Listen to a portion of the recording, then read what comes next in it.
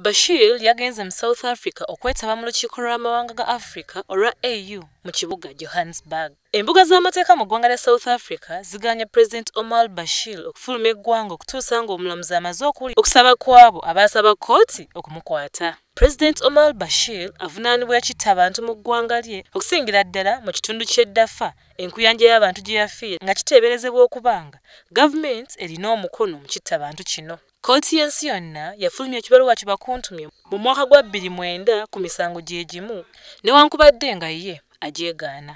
Bannakibiina ky'eddembe ly'obuntu basabye kkooti okukwata Bashir bw'atyo atwalibwe mu kkooti y'ensi yonna agasimbagane n'abalamuzi.